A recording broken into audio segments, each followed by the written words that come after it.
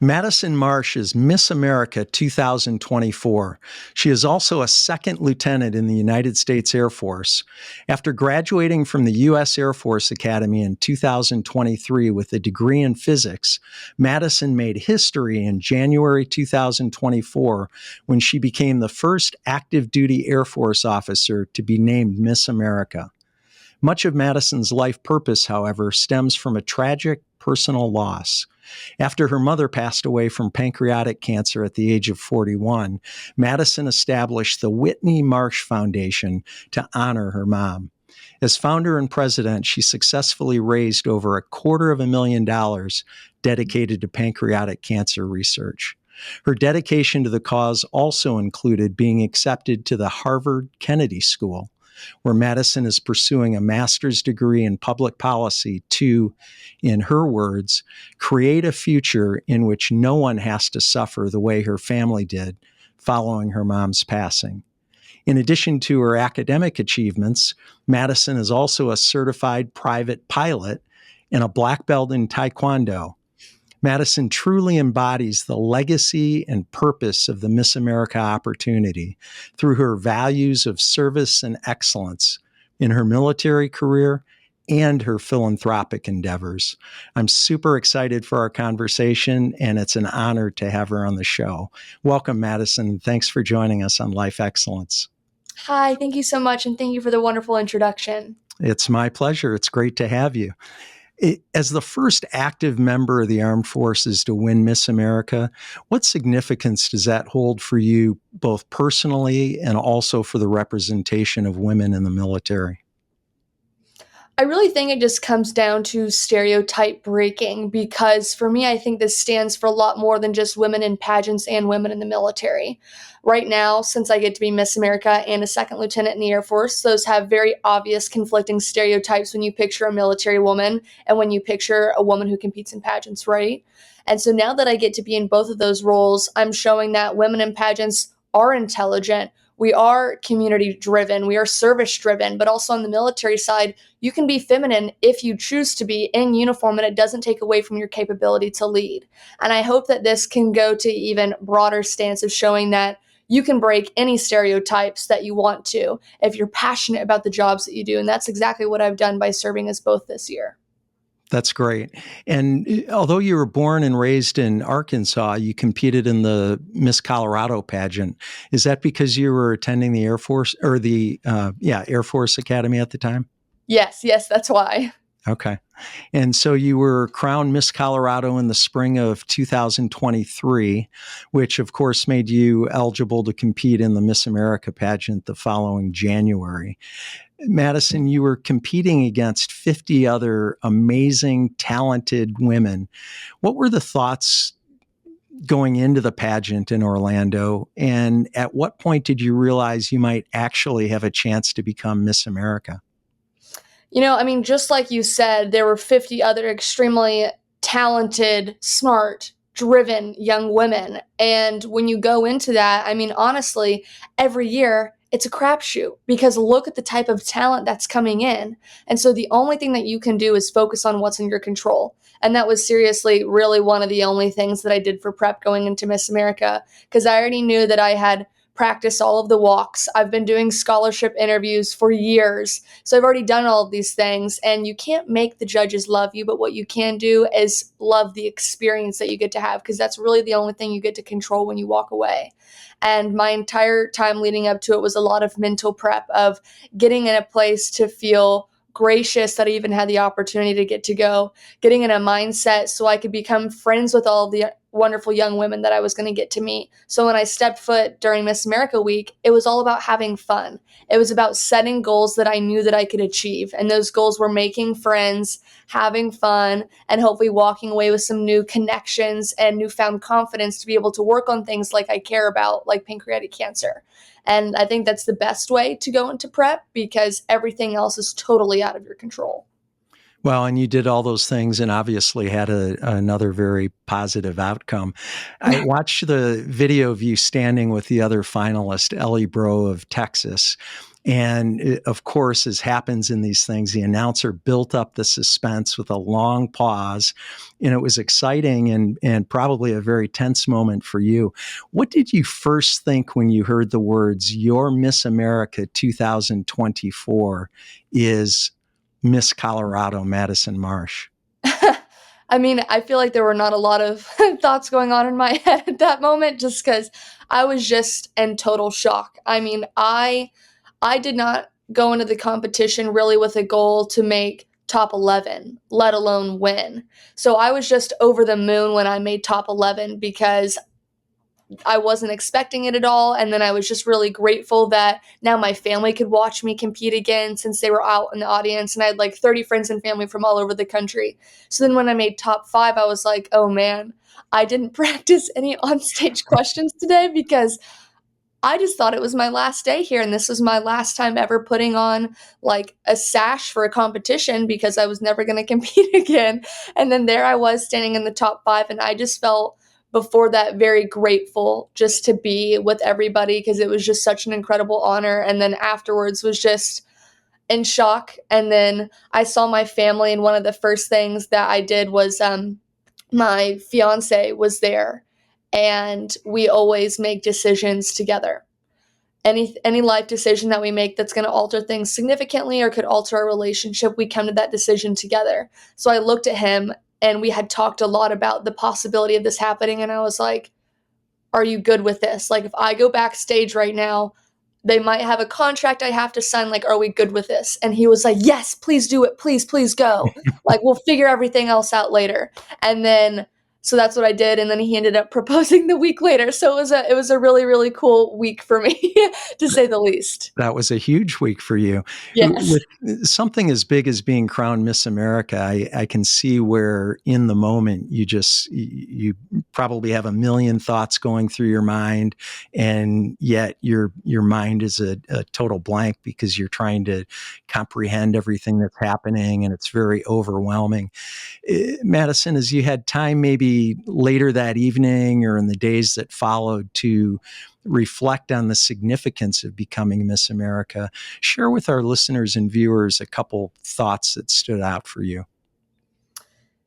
You know, I feel like it's really hard to reflect because it's been so go, go, go this entire year. I mean, I went to bed at like 3 a.m. that night and had to be up super early the next day to go start photo shoots. And then the next day, I was on a flight to start my media tour in New York City. So there hasn't been like a ton of time that I could really sit and think, but I feel that the most reflection that I felt has been at a lot of these events where I get to meet young people throughout the US, specifically like when I go to some of my military events and I'm in uniform and I get these young women and young men that come up to me saying that they're wanting to join now and that they're super excited. Like last week, I met a girl who had just sworn into the US Air Force. And now we're getting to talk to each other about what that experience is going to look like. And I just feel like that's really incredible because I hope to make people feel a little more patriotic this year at the very least. But even more than that, hopefully understanding a little bit more about what it looks like to serve and put on the uniform, even if they choose not to serve. Well, I imagine it's an honor to be in that position and have that kind of influence. Shifting gears just a little bit, you received your pilot's license at the age of 16, which when most kids are getting their driver's license. So you're learning to fly a plane. And when I was 16, I was just happy to be able to get behind the wheel of a car. How did you first become interested in taking flying lessons? And how did that lead to your attending the Air Force Academy? So all of it's connected. I used to want to be a marine biologist growing up, and then my parents sent me to a marine biology camp out in the Caribbean. They have a sailing crew of 2 adults and the rest are all kids. And you basically have to be self-sufficient on this crew. So all the kids, we cook every morning, we clean every morning, we do everything all throughout the day, and we have to learn how to man the boat. So on one of these trips, you have to learn how to do an overnight sail. When we did this overnight sail in the middle of the ocean, I got to see, I mean, you can't even describe it because there's really no words to put to it, but you can see the stars with zero light pollution. You can see the Milky Way arm coming over. And after that trip, I had started to think maybe I don't want to be a marine biologist anymore, but I really want to go study what's up there. So my parents had sent me to space camp, and I got to meet so many incredible astronauts and started to realize kind of the same stories of the path that they went on. And the path was being in the military, becoming a pilot, becoming a fighter pilot, a test pilot, and then an astronaut. So I took all those steps back and figured out the best place to go and start that path was through the United States Air Force Academy, because I'm pretty sure we have like the most pilot slots right out of school compared to anywhere else in the country. So that's why I got interested in going to the Air Force Academy, and I knew I needed to take a step back. And how do I make myself the most competitive applicant before I even apply? And one of the things that I did was asking my parents to let me start flying planes because I wanted to get into that aviation career early on. And we met such an incredible instructor pilot. His name is JD Williams. He was a retired F-16 pilot for the Air Force, and he got to instruct me. And even though I don't want to be an astronaut anymore or a pilot for the military, it was those skills that I learned at the age of 15 with JD that have now impacted me for the rest of my career. Do you still fly at all? I imagine this year you're pretty busy and maybe don't have much time to do that, but do you fly at all, and do you anticipate continuing to use your pilot's license? No flying this year. I haven't gotten to in a little bit. So my instructor pilot, JD, that I was really close to, he actually passed away a few years ago. Mm. And it's been honestly really tough because I feel like you have to trust inherently the person that you're getting in the cockpit with. And I had built up so much trust. I mean, I flew with JD for years and years with him. And now that I'm going to be going back to grad school, I'm not going to have any pageant things that I have to worry about. I would love to get back into aviation. And now it's going to be a matter of finding an instructor pilot that I truly trust to get back in the cockpit with, because civilian aviation can be dangerous. And I want to make sure I have someone that is leading me that really, truly knows what they're doing and puts safety as number one, like JD did.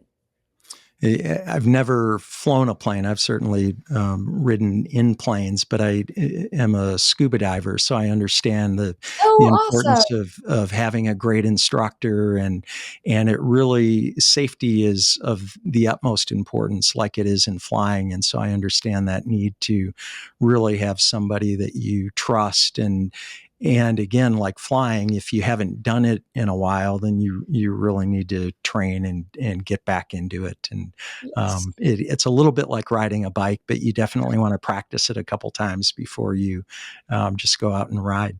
Yes. I want to ask you about beauty pageants. And Madison, I have to confess, I don't know a lot about beauty pageants. But what I do know is there's been a stereotype historically about pageant contestants being tall, thin, and beautiful, but not especially bright, not especially intelligent. Now, you, on the other hand, graduated from the Air Force Academy with a degree in astrophysics, and you enrolled at Harvard to pursue a master's degree in public policy.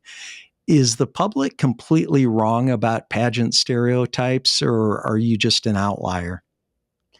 I would say you will find women like me all throughout the Miss America program. I mean, you look up any of those women, we've got doctors, lawyers, anything that you could think of, we have. And we have some of the most dedicated servants of our community that you will find. I mean, every time, the wonderful thing about the Miss America opportunity is that it is designed to not be a beauty pageant. We like to use the term like a scholarship pageant or just a Mm. scholarship competition, because that's the goal at the end of the day of what you're receiving. So the areas that we compete in, yes, we do the evening gown and the fitness competition, but really the evening gown, what you're getting graded on is not how much money you spent on your gown. It's not how you look. It's the confidence that you bring on stage, which is an important area whenever, how are you going to walk into a boardroom? How are you going to walk onto Good Morning America to go speak to our nation? That is the way that you can tell some of those skills, whether it's in the interview room or where you're walking on stage. And as far as when it comes to, the community service portion, we have to compete with the community service platform because we're here to serve our community. This is a serving year for others, not for ourselves. And that's what you're going to find every time you look at these young women, not to mention the type of interview skills, the on-stage questions that you have to be prepared to answer. I mean, if anyone goes and looks up on YouTube last year's Miss America competition, you will be able to tell first time the difficult political questions that we are expected to ask and answer, and off the bat, I mean, randomized questions. To give you an idea, this year's Miss America Top 11 question, we all thought we were getting asked about our community service initiative. Mine was explaining the artificial intelligence intersection with pancreatic cancer and how it can affect our healthcare. Wow. So those are the types of things you're getting asked. That is what we prepared for. But as we're backstage, they said, things are getting changed right now. Just remember, answer the question however you see fit. And we're all looking at each other like, what is this guy talking about? Well, they bring us out on stage. We have 10 chairs, and apparently we're about to pull a number off, and they're about to ask us a political question. Off the bat, terrorism in the United States. That's the first question that the young women are being expected to answer on. And so I would say every person is extremely intelligent, well-spoken, and driven. And that's the type of women that the Miss America program attracts and wants to make our title holders. So would you say that the stereotype is really an outdated stereotype? It's a misconception that people have, or am I just imagining that and that really isn't the case at all anymore? I would say it's been outdated for a very long time because Miss America has been expecting their contestants to perform in the way we do for decades.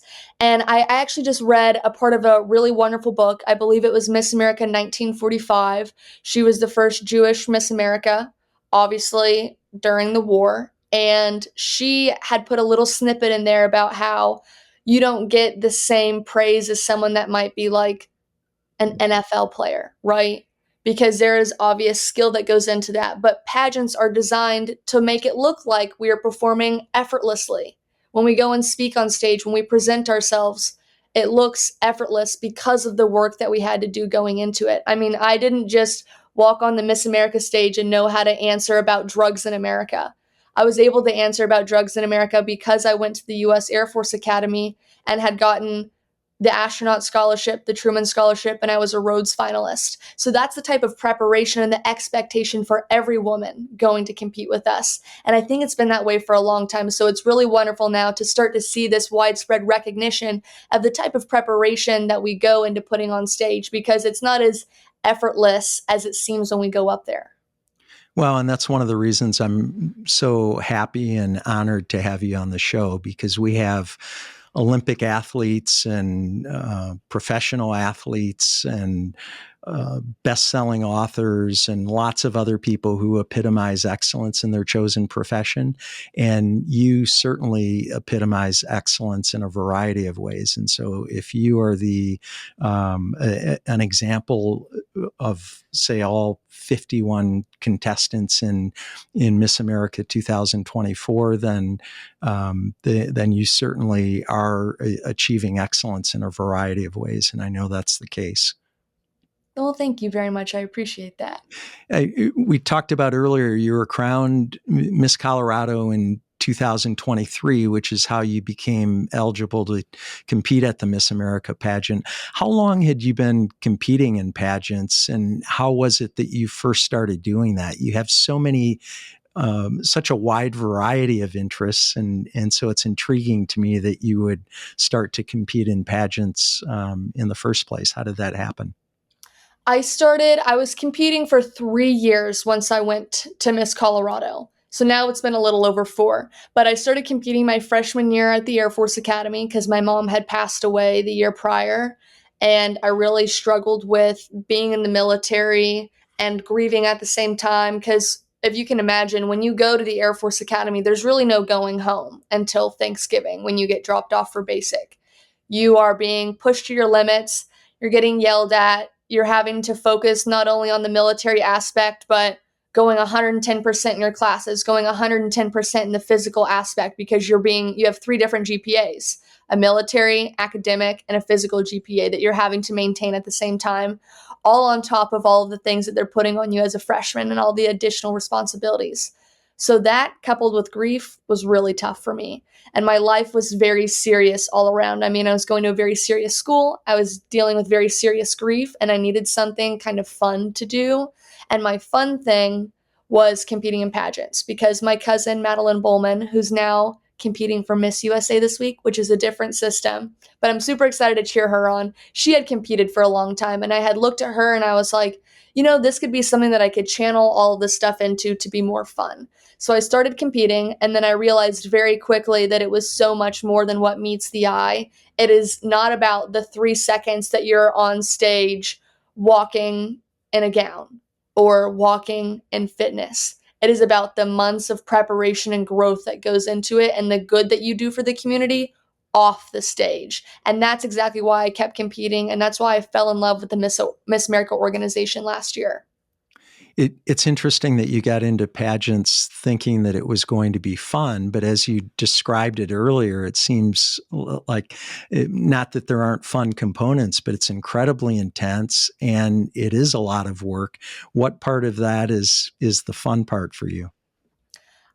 I really just think that all of it has to be fun, even the hard work of it, because of the output that you get. Like, for example, when I compete for fitness in a competition, like Miss America does now, I'm never looking to make an unrealistic body type for myself that's only going to exist on stage. What I'm looking to do is I want to get in shape and create a workout program that I could do year round, regardless if I'm competing, because I want a healthy lifestyle. And so that was one of the great things that I've really put into my schedule every single day because of the military. Because for me, fitness is a lifestyle, it's not a look. And that's the same thing that we're trying to embody at Miss America. So yes, it is hard work to maintain and be healthy every day, but look at all of the gains that I'm going to get to have because of those skills that I learned for the rest of my life. And then when you think of interview, now because I put in all of that hard work for interview, I mean, I went to interview coaches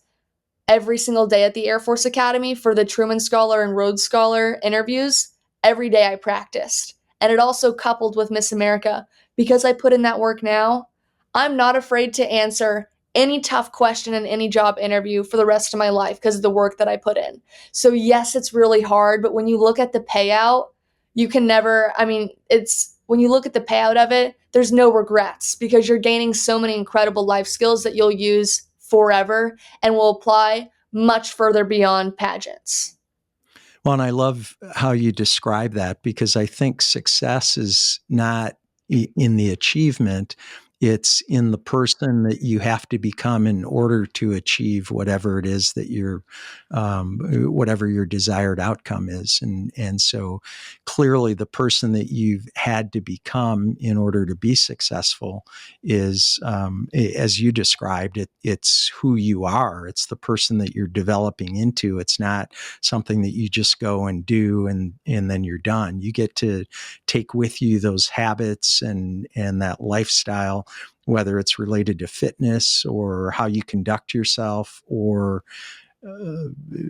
service in the community or whatever it is. Those are all incredible skills and a way that you are making a difference not only yourself but in the world, obviously. Yeah, and I mean, that's why I love pageants and kind of what you were saying. It's not about the achievement, it's what you're gaining from it before and after. And for me, I feel like every time that I've won something big, you expect to feel different when you wake up. Like after I won Miss America, I was expecting to feel different the next morning, and I woke up. I'm still me. I'm still an extremely normal person. But now looking back, it wasn't that one night that had made the change in who I was. It was the past 4 years, past 10 years of all the little moments and the hard work that I've done to lead to this moment that have now made me what I am. This did not change me inherently, What changed me was all of the work that I had put in beforehand. And I think that stands true for every achievement that people make. It's all of the great work that you put in beforehand that's going to change you, not necessarily that moment when you finally get that success. Yes, that's very well said. Madison, it's surprising to me. One of the things as I was researching for the show, it's surprising that you're able to serve as Miss America while also remaining active duty military. How Mhm. are you able to do both? And I guess obviously the organizations both allow that, but how are you able to navigate through those two responsibilities concurrently? And how do both organizations benefit from your being an officer in the Air Force while also serving as Miss America?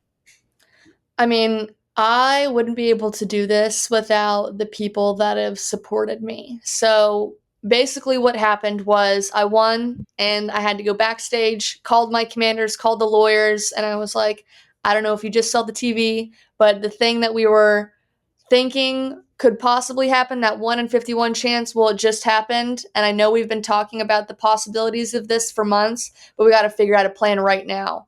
And I told them that my priority was remaining on active duty. I did not want to stop serving for this because I made a commitment to my country and to the United States Air Force well before I made a commitment to pageants, right? And I wanted to continue being able to put on that uniform because I knew the incredible impact we could have by still doing both. That's why I'm here, because I was an Air Force officer. That was a really crucial point in becoming Miss America, right? So I didn't want to let that go. And they had recognized that as well. So the way that we work it is the Air Force decided to keep me on active duty, but they're having to constantly work with Miss America to ensure I'm staying legal because that's a huge piece, right? There are so many little rules that I think the general public doesn't know that I'm constantly having to be worried about from the Air Force officer side to ensure that I'm doing all the right things as a lieutenant before any other role, because that's my number one priority. My commitment is to serve our country as a second lieutenant. So I'm having to follow all those rules, and we do it with our team. So I've got a team out of Texas, New York City. I have a team at the Pentagon, and they are constantly looking at every single thing that I do. So they meet with Miss America all the time to decide who's paying, where's Madison going, is she in Air Force uniform, is she in crown and sash, who's traveling with her, all of that business. So all of them have carried the water to make that happen. And now I'm just here to execute. And to answer your question on how does it help both, I would say for the Air Force first, the biggest piece of it is recruiting. Now we have a very large face to the Air Force. I don't want to call myself the face of the Air Force because I'm not, but I can be someone that is a mouthpiece to the Air Force of what we stand for, right? And so now that I'm fresh second lieutenant, I became an officer last year, and now I'm Miss America, I can stand as a testament to show our new recruits about how this is how the Air Force is changing. They are changing to develop in ways to meet the needs of our service members. Because for me, I was passionate about competing in pageants, and now they're allowing me to do both because it enables us to meet the mission in a different way. So that's showing our new people that this could happen for you too. You don't have to give up your outside passions to serve in the military. That is what makes our military strong. And so I get to do that. I get to go recruit people from all across the nation, which has been so cool, sharing the positive experiences that I've gained from the military. But also on the Miss America side, kind of what we were talking about earlier, this is breaking the stereotype now in a very clear way of what we expect Miss America and even beyond that, other pageant women to be, and showing that as Miss America, you can be anything. You can be the doctor, the lawyer, the military woman, and we're going to let you do both because that is what makes our organization strong. The women make up the Miss America opportunity. We are the brand, and we make the brand by doing things like serving in the military or serving our communities in other ways. And so the fact that we get to have both of these roles at once really is such a force to the community to break both of those stereotypes and help other young men and women in very incredible ways.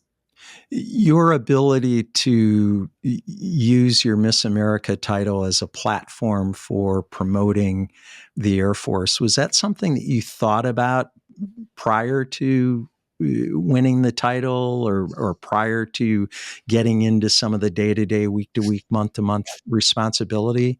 Or was that something that just sort of evolved organically as you went along?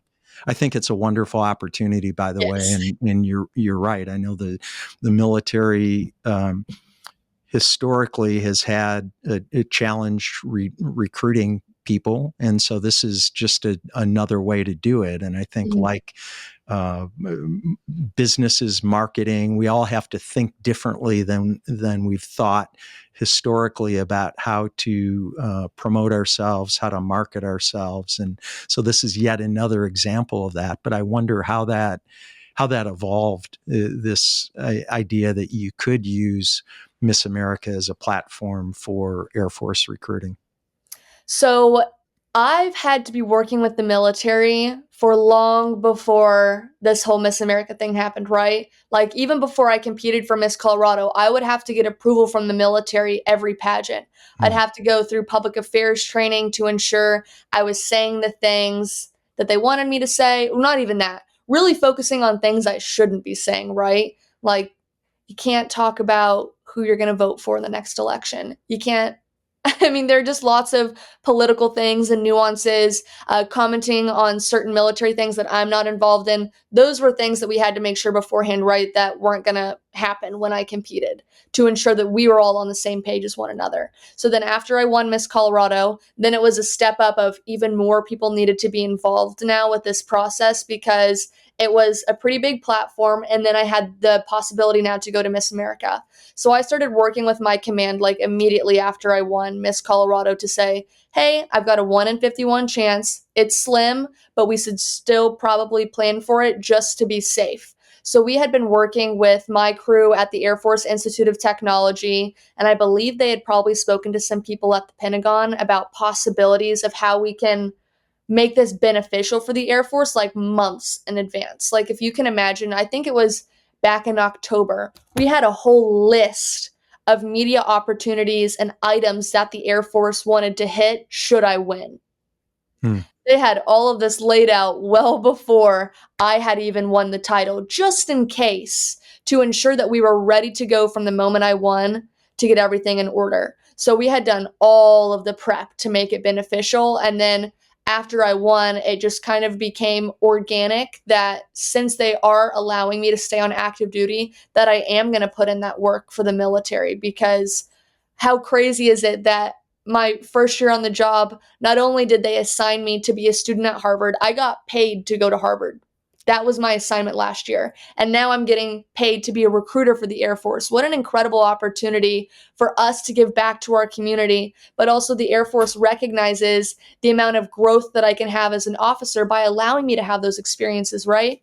Because they let me go to Harvard, think of the education, the world experiences I'm getting there and learning from that I can bring back to my airmen and use in my office for the rest of my time in the Air Force. And then this year as Miss America, all of the incredible learning moments, the tough moments, and how I am now developing my leadership to go back into the Air Force. I mean, that's why the Air Force allows us to have opportunities like this because, yes, it's good for the community, but also because of the internal growth that we get to have.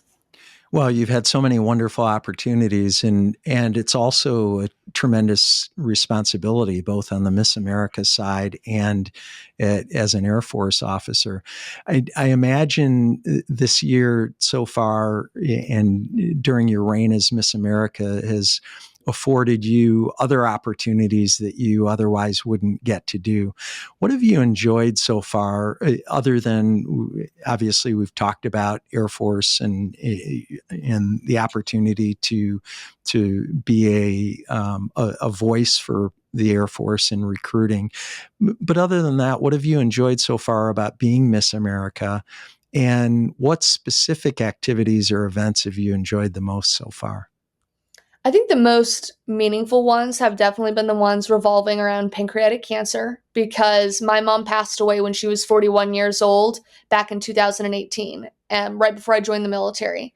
So that obviously was extremely tough. And I've now dedicated my life's work to helping other families that are going through the same really tragic loss that we are. And so the fact that I now get to have a voice that people are going to listen to, because I want to be a voice for the voiceless, for people like my mom who no longer get to advocate for themselves anymore. That's what we do at the Whitney Marsh Foundation. Day in and day out, I have volunteers from all around the country that are helping us get things ready to raise money for research, advocacy, patient care, ensuring that I can use my connections at Congress to go and speak to our members about how can we better be helping our patients? What are the things that we can be employing to ensure that everyone has access to life-saving care? And every time that I get to have opportunities to talk about my mom's story, to talk about pancreatic cancer, those are my favorite moments. I mean, that was a big reason why I also had started pageants, because I wanted to have that voice for people like my mom. And the fact that I've gone on national television more times than I can count to share my mom's name and her story is so incredible. That is something that I never would have gotten to do, most likely, without this year. And so I'll forever be grateful for that. And I know my mom and all the other pancreatic cancer patients are really grateful for it too. Well, and that's a wonderful way to honor your mom. You were just 17, Madison, when your mom passed away. And so unfortunately, she hasn't been around to see all of your amazing accomplishments. What kind of influence did she have on you growing up? Obviously, you've been influenced. You're very intentional about how you live your life. You seem like a tremendous goal setter, and again, that gets back to that intentionality. What kind of influence did your mom have on you growing up, and what do you think she would say about everything that you've achieved? I think both of my parents were always extremely hard workers, and anything that they did. I mean, my mom my mom was a crazy athlete. I mean, she won like a statewide tennis competition when she was like 8 months pregnant with me. And I mean, that's the type of stuff she's always been doing. She always goes 110%. And also when it came to running, my mom never let anything stop her. Even when my mom was going through like the most difficult form of chemotherapy, and she was still getting up and running those 10 miles.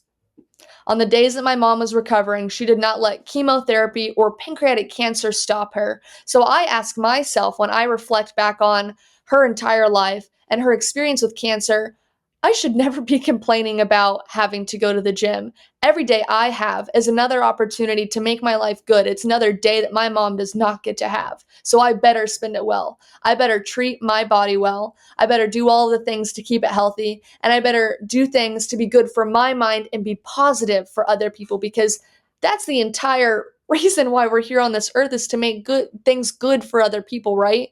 And so she had set that example also for me at a very young age of giving back to our community. My mom was a volunteer at CASA, and CASA is basically an organization for children in foster care. So my mom would always be assigned to specific kids that were in foster care, that she would go with them to court and sit beside them. She would drive them to certain things. We would always bring them stuff for the holidays. She would do the home check-ins at their foster homes. And she had shown me that if we have the ability to give back to our community, we must do so. And that's something that I've carried in my life, is if I've got extra time on my hands, why am I not using that to go make someone else's life better? I have a very good life. My life could be much worse than it is right now. And I know that. I've been there when I was dealing with my mom's loss. And so I need to use the goodness that I have in my life now and channel that into making other people's lives even better. And that is something that my mom had taught me, and something that I had really seen throughout her entire process and her struggle with pancreatic cancer. She's obviously a tremendous role model for you, and I'm sure she's looking down and very proud of you for not just what you're doing with respect to pancreatic cancer awareness, but everything that you're doing in your life. And you've mentioned this a couple times already. You've become a staunch advocate for pancreatic cancer awareness and prevention, and I certainly understand why that's happened. Share more about the Whitney Marsh Foundation and the impact the foundation is making in honor of your mom. So we started the Whitney Marsh Foundation about 2 weeks after my mom had passed away. I was sitting in the gym And because my brothers forced me to leave the house, I didn't want to leave the house, and they made me go out, trying to help me, you know, get back into life after this very significant loss that we experienced. And I was sitting in the locker room because I refused to work out, even though even though they made me leave the house.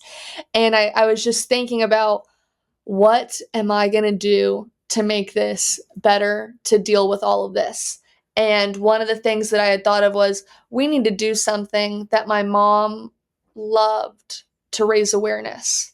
And so what we do to raise money every year is we have a 5K, 10K race in Fort Smith, Arkansas. So we're having people, one, create healthy lifestyles, hopefully in training, but also doing something that my mom was so passionate about while raising awareness. So we have given to MD Anderson and various hospitals back in Arkansas. We've been around for 5 years, going on our 6th year right now.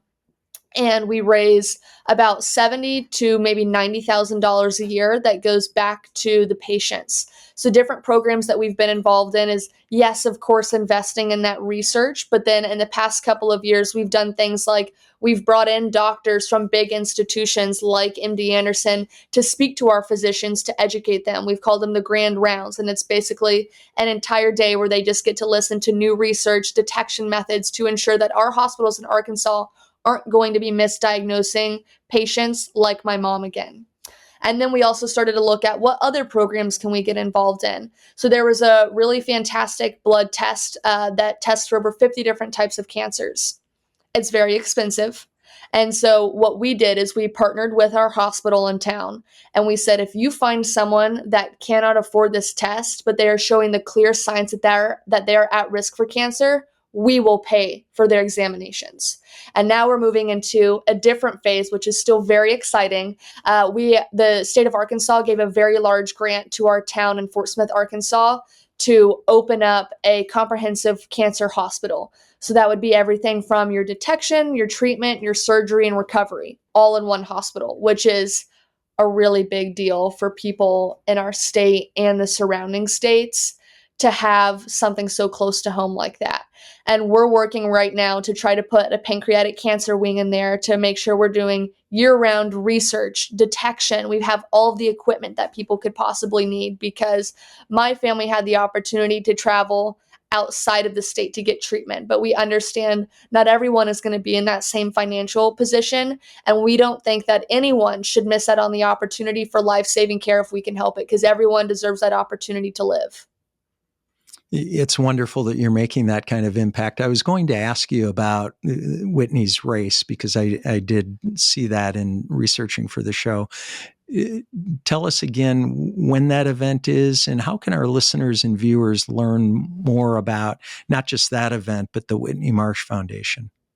So everything is on whitneysrace.org. That's where all of our information is to sign up for the race. We have tons of amazing programs, but our race is on November 9th this year. It's a Saturday in Fort Smith, Arkansas.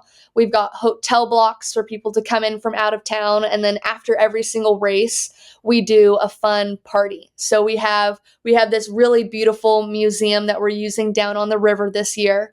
And we basically just bring in a bunch of business vendors from all around our state, and even outside if people are wanting to travel in. So if you've got a business, you can show up and set a table. We had people bring in baked bread. We had basically like a Build-A-Bear shop for kids to use.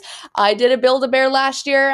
We had food trucks, games, so many fun things for families and people of all ages to come participate in, because we know that not everyone might not be able to participate in our race, and we still want to give people the opportunity to be involved. We have our donation site on there as well, business sponsorships if there are certain businesses that are wanting to get involved, and then so many different programs that we do. Like one of my absolute favorites that we've run is called Remember Their Names. So people from all around the country that are either survivors of pancreatic cancer, current patients, or people that have lost their loved ones can submit their story about their loved one, and we share those on our website. We have tons from this past month that we need to go and put on there, but we post them on the website, our Instagram, so people can be educated, but also have a spot so that their family member will never be forgotten. their story is always going to be there to educate other people and to remember their name and honor them. Thanks for sharing that, and thanks for all the work that you're doing in that area. And Madison, as if everything we've talked about isn't incredible enough, you're also a black belt in Taekwondo. How long have you trained in the martial arts? I have actually not trained in martial arts in a really, really long time, but I did it. I think my mom and my dad made me start when I was like in kindergarten or something. There are pictures of me with my little white belt on, and I have a big bow on the back of my head fighting my classmates. So I did it up until high school, and then when I got my black belt and high school started, I just kind of shifted my interest. I played in band for a long time. I did cheerleading, and then I ended up joining Quiz Bowl and Science Bowl and flying. So I had a lot of different things going on. So Taekwondo didn't really fit into the last 3 years of what I was going to do in high school, but I did do it for a long time. It's hard to do everything, isn't it? You do a pretty good job of it, though. Well, thank you. I wonder what, from your standpoint, are the attributes needed to achieve at such a high level? Because you're obviously doing that. And whether we're talking about Taekwondo or flying a plane or the military or pageants. I think first and foremost, obviously, dedication is a huge piece of it. When I enter into something, I'm not going to go less than 100% because I want to do it well, because I understand the outcomes of what happens when you give 100% to something. That's when you have all of the wonderful things happen. I wouldn't have ever gone 100% if not for that. And two, learning how to ask for help. I would not have achieved anything in my life if not for the people beside me. And I knew that. I mean, at the Air Force Academy, I went to tutoring almost every single night. Every homework assignment, every essay. I knew I always wanted to have a second pair of eyes on to ensure that I was learning the most and I was getting the most, because I understood I was not the smartest person in the room by far. There were other people that were, and I knew that they could help me to get closer to where they were so I could learn and be better to be like them. So surrounding yourself with good people that are going to uplift you, being around people that are better than you, because that's going to inspire you to do better as well. And then I think the last thing for me was doing something that you're passionate about. My mom obviously died when she was 41 years old. Her life was very short. All of our lives are very short. Whether you live to 41 like my mom did, or maybe you're going to live to 110. Life is so short either way. So every single day, doing something that you love. Don't waste your time doing things that you don't care about or doing things because somebody else wants you to. The best work that you're going to have is when you're doing work that you love and you're passionate about. That's when you're going to create the best outcomes. And I've recognized that over the past couple of years of, I didn't really want to be an astronaut anymore. But you know what I did recognize? I wanted to go full force for pancreatic cancer. And because of all the 100% dedication that I did to becoming an astronaut, I had opened up so many doors so that this newfound dream of doing pancreatic cancer could work. Because I did all of that work, that's how I got the Truman Scholarship. That's how I got a full ride to Harvard. And now instead of going to Harvard for physics, I'm getting to go for public policy and do pancreatic cancer research. So no matter what you're doing, you can fail upward, and continue giving 110%, and you're going to land somewhere, and it's going to be somewhere good. And as long as you're doing something that you love, you can never go wrong. I love that. That's great advice. And I love your intentionality. I commented on that earlier. Madison, as you know, our show is called Life Excellence. And this is a little bit of a related question, but I wonder, what does excellence mean to you? I think that word just reminds me a lot of the Air Force Academy, because in one of the lines of our motto is excellence in all we do. And I feel like that was really ingrained in us, like the first day that we stepped foot there. There was no going 20% in one category. If you wanted to be the best of the best, you needed to focus on every single small detail, because you can't be trusted with the big things if you can't do the small things right. And the small things are what get you. Like, for example, at the Air Force Academy, every day you're getting your room graded. So we don't get to have our doors closed like other college students. They have to be open for other people to walk through and grade. It could be something as simple as a couple of shoes that might have been out of place, or a bed corner that wasn't tucked in, that could now hurt your military standing, which could then impact other things like your ability to be selected for one of the graduate school programs. So it was those little tiny small things that can impact you everywhere else. So those small details to me and focusing on those are what make you into being excellent. That's well said. Thank you for sharing that.